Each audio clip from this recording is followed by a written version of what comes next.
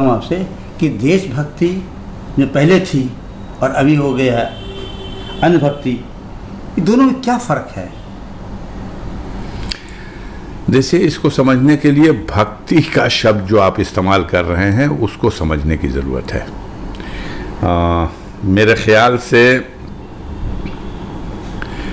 भक्त अपने स्वामी, अपने आराध्य के प्रति एक अटूट विश्वास, एक श्रद्धा, जिसमें किसी तरह के प्रश्न चिन्ह का कोई अवसर नहीं होता, उस तरह के भाव से जब भर जाता है तो उसे भक्त माना जाता है।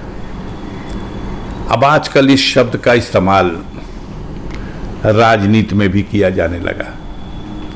देशभक्ति तो एक बड़ा महान जज्बा है, अपने वतन के लिए, अपने मुल्क के लिए, जिसके दिल में मोहब्बत का जज्बा हो, अपनी मातृभूमि के लिए जिसके दिल में हर तरह का प्यार हो, हर तरह का त्याग कर देने का जज्बा हो, तो उस ऐसे व्यक्ति को बड़े से बड़ा जोखिम उठा लेने का भी अवसर आए तो कोई पीछे न हटे। इस तरह के जज्बे से भरा हो तो उसको देशभक्ति या देशभक्त कहा जा सकता है। अब मामूली बात नहीं होती है कि अपने जीवन को जोखिम में डालकर और सीमाओं पर अपनी ड्यूटी पे डटे हुए जवान किस तरह से अपनी सीमाओं की, इस देश की, मातृभूमि की वो रक्षा करने में सफल होते हैं। उन्हें बलिदान देना होता है, अपना सब कुछ गंवा देने का भी अवसर आता है, तो एक सेकंड के लिए उन्हें कोई और मोह नहीं सता सकता, न परिवार का, न घर का, न माँ बाप का, न संपत्ति का, न अपने या अपने परिवार के भविष्य का।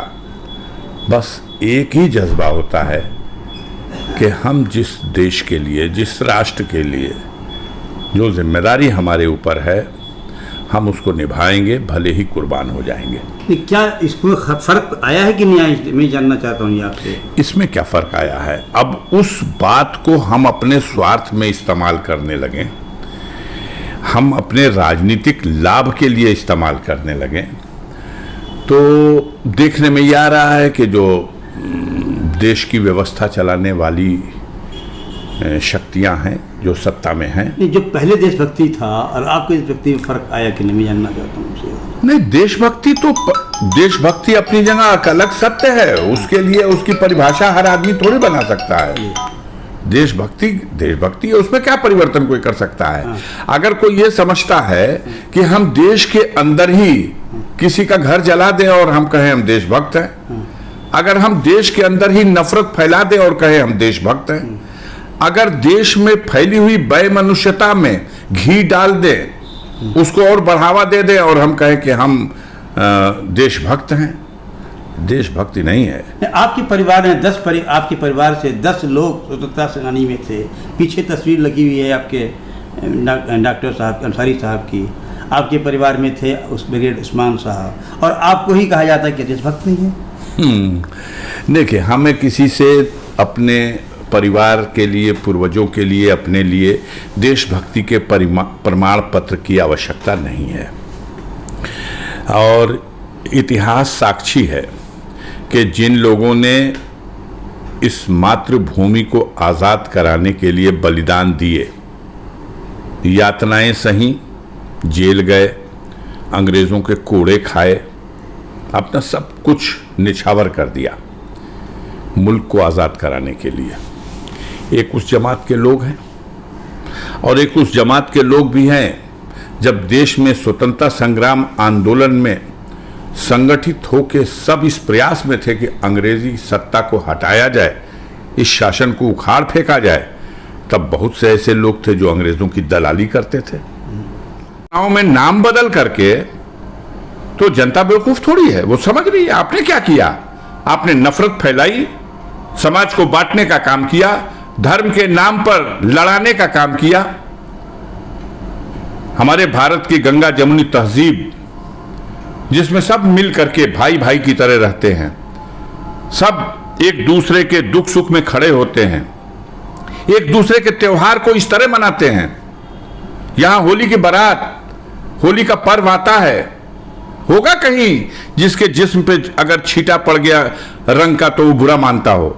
यहां तो सराबोर हो जाते हैं नीचे से ऊपर, और एक दो चार नहीं, हजारों की तादाद में, नौजवान हो बूढ़े हो, सब, कोई पहचान के नहीं बता सकता कि ये हिंदू होगा ये मुसलमान होगा। हर कौम के लोग शामिल हो जाते हैं, बड़ी तादाद में ताजिए का जुलूस निकलता है। जितने मुसलमान उस जुलूस में या हुसैन कहते हैं, उससे कहीं ज्यादा तादाद में उसी जुलूस में शिरकत हमारे हिंदू भाई करते हैं। यह मिल्लत का त्योहार है। हजरत गाजी शाहीन रहमतुल्लाह अलैह की मजार पे चले जाइए, देखिए जायरीनों की तादाद, हर कौम के लोग, हर फिरके के लोग। एक आस्था है कि एक फकीर की मजार है, हम जाएंगे, हमें वहां जाने से सुकून मिलेगा, हमें राहत मिलेगी। तो एक माहौल जो है यहां भाईचारे का, कुछ लोगों की कोशिश है कि उसको मिट्टी में मिला दिया जाए। और आज भी मैं फख्र के साथ कह सकता हूं कि आज भी 90% से भी ज्यादा हमारे हिंदू भाई सेकुलर हैं, दूसरे धर्मों की भी इज्जत करते हैं। 10% भी नहीं है वो लोग जो नफरत फैला रहे हैं। 10% भी ज्यादा कह रहा हूं, वो भी नहीं है। और नफरत भी फैलाने का अवसर इसलिए मिल रहा कि हमारी जुडिशियली भी और हमारी व्यवस्था चलाने वाला प्रशासन भी उनके खिलाफ सख्ती से पेश नहीं आ रहा। देश के संविधान में जब व्यवस्था नहीं है ऐसे लोगों को कि धर्म के नाम पे नफरत फैलाई जाए, तो इनके खिलाफ कार्रवाई होनी चाहिए।